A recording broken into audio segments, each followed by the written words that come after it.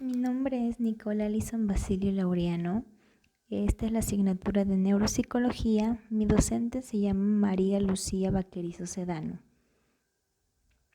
Los objetivos del presente trabajo son localizar los lóbulos cerebrales y definir sus límites en términos generales.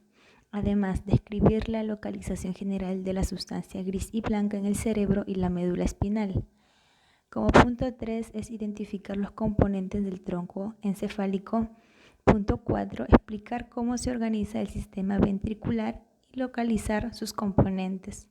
Además de describir e identificar regiones en el cerebro en los 3 planos de orientación. Con respecto a la corteza cerebral, tenemos, como se puede ver aquí, a los lóbulos cerebrales, en los cuales está el lóbulo parietal, el lóbulo occipital, el lóbulo temporal, la cisura de Silvio, el lóbulo frontal y la cisura de Rolando, o también denominadas cisura central. Con respecto a la cisura de Silvio, podemos decir que también es llamado surco lateral. Es junto a la de Rolando una de las más visibles y reconocibles cisuras o surcos del cerebro humano. Además, se sitúa en la parte inferior de los 2 hemisferios cerebrales para posteriormente recorrer de manera transversal gran parte del cerebro. Dicho surco aparece de manera horizontal, estando situado en las líneas nasolamboides. Se trata de uno de los surcos más relevantes, ya que separa los lóbulos temporal y al parietal, y en su parte inferior el frontal del temporal. Ahora hablaremos con respecto a la cisura de Rolando. Es junto con la de Silvio una de las cisuras, surcos o hendiduras de la corteza cerebral más relevante y visibles, también denominada surco central. Esta cisura transcurre verticalmente separando, como podemos ver, los lóbulos frontal, parietal y con ello a nivel funcional las cortezas motoras. Ahora, vamos a pasar a explicar sobre los lóbulos. Con respecto al lóbulo frontal, localizado en el polo anterior del cerebro, es la parte más voluminosa del sistema nervioso central. Además, es la cisura de Rolando la que separa del lóbulo parietal, la cisura de Silvio que lo separa del lóbulo temporal y el cuerpo calloso de las estructuras subcorticales, personalidad y movimiento. Con respecto al lóbulo frontal, una de sus funciones, como bien mencionaba, es el movimiento, además también la toma de decisiones. Con respecto al lóbulo temporal, situado debajo de la cisura de Silvio, delante del lóbulo occipital, se encarga de la audición, lenguaje y memoria.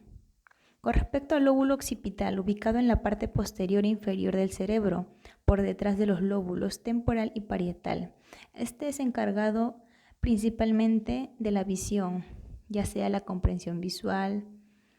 Con respecto al lóbulo parietal, podemos decir que se encuentra detrás del surco central y por encima del lóbulo occipital.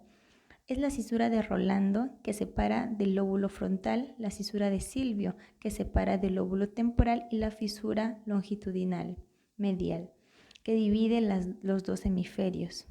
Este lóbulo se encarga específicamente de las funciones somatosensorial. Aquí podemos ver la sustancia blanca y la sustancia gris. Ahí se está señalando cuál es cada una de ellas. Con respecto a las cisuras, el tejido llamado materia gris presente en el cerebro y en la médula espinal es también conocida como sustancia grisácea y este está compuesto por cuerpos celulares. Con respecto a la materia blanca o la sustancia alba, está compuesta por fibras nerviosas.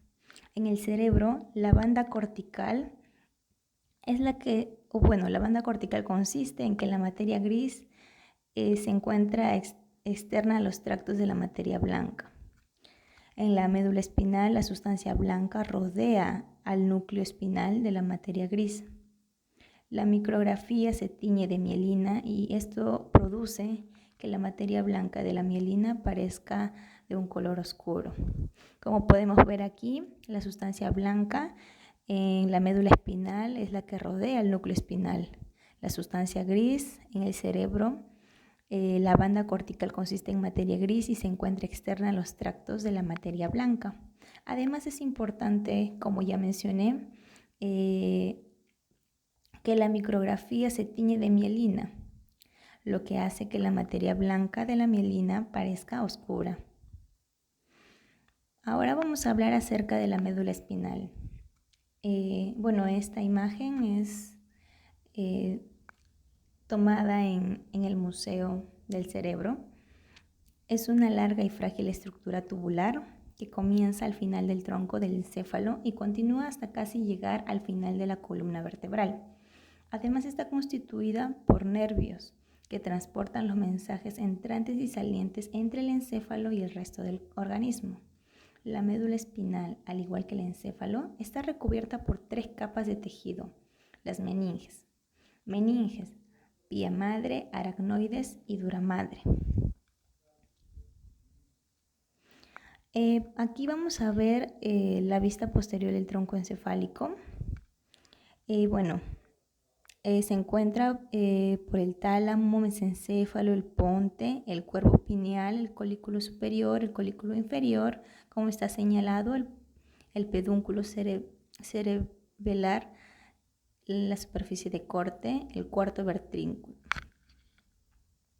Y aquí vamos a ver la vista anterior del tronco encefálico: el mesencéfalo, el puente, la médula oblongada.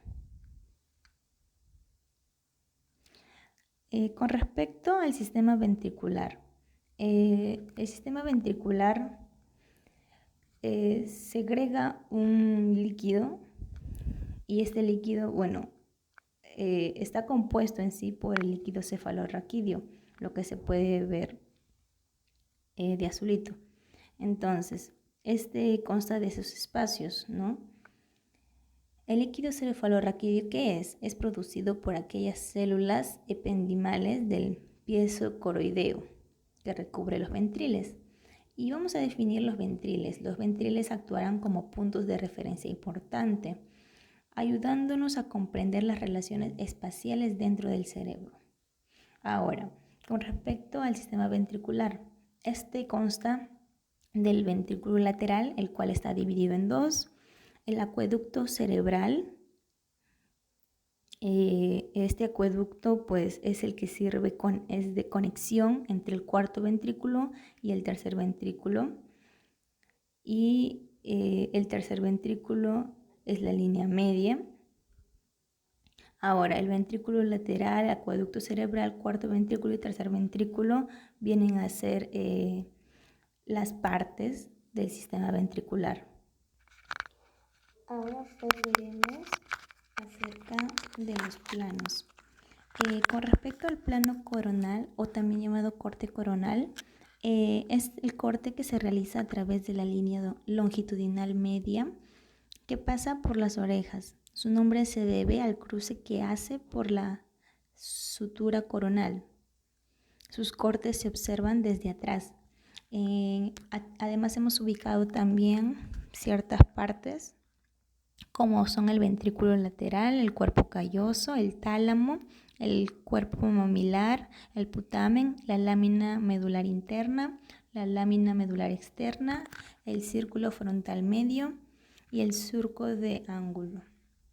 Vamos a pasar con respecto al plano sagital o el corte longitudinal. A lo largo de la línea media de adelante a atrás, estos cortes se realizan a través de líneas paralelas. Entonces podemos ubicar aquí la hipófisis, los meninges, el hipotálamo, el cuerpo calloso, el bulbo raquídeo, la médula espinal, el hemisferio del cerebelo, el árbol de la vida del cerebelo, el tálamo y el cerebro. Y para finalizar tenemos al plano horizontal o el corte transversal. Son todos los cortes realizables paralelos al corte transversal medio. En esta imagen, como podemos ver, se encuentra la cabeza del núcleo caudado, el núcleo lenticular, el tálamo, la cola núcleo caudado, la cápsula interna, dentro de las cuales está el ramo anterior, la rodilla, el ramo posterior y la cápsula extrema. Muchas gracias por su atención.